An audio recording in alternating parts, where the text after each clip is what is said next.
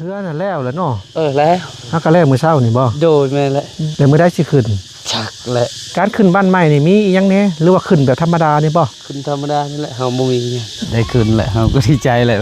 ภูมิใจเสียฝนตกได้สปอร์นี่แหละใครแน่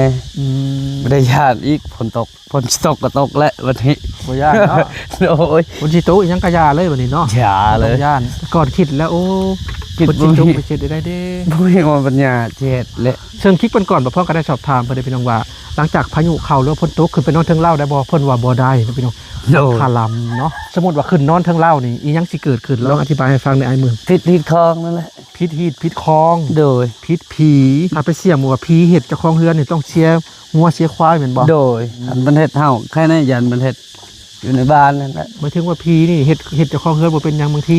ผีที่เพิ่นถือนี่ไปเฮ็ดชาวบ้านเลยโดยมันจะผิดกฎหมายมันจะเป็นข่อยเป็นความเนาะโดยแม่นต้องหางัวหาควายมาจำอันนี้คือความเสื่อของเพิ่นซึ่งถือกันมาอย่างยาวนานตั้งแต่ปู่ย่าตายายเนาะแม่นแหละโดยอย่างเส้นเล่าเข่าทางด้านหลังพระพรนี่ก็ถ้าว่าเฮือนใดบ่มีเล่าเข่านี่เอาเข่าขึ้นไปไว้ถึงเฮือนนี่บ่ได้ผิดกฎหมายหรือว่าผิดคอนี่ก็บ่ได้แต่ละคนนี่ต้องมีเล่าเนาะโดยแม่นแหละสมมุติว่าคนบ่มีเล่านี่ก็ไว้ตารางบ่ได้ไว้บ่มีบ่แม่นบ่ได้ไปว่าคนบ่มีเหล้ามีหมดมีเบิดโดยแต่ก็ต้องเฮ็ดให้มันได้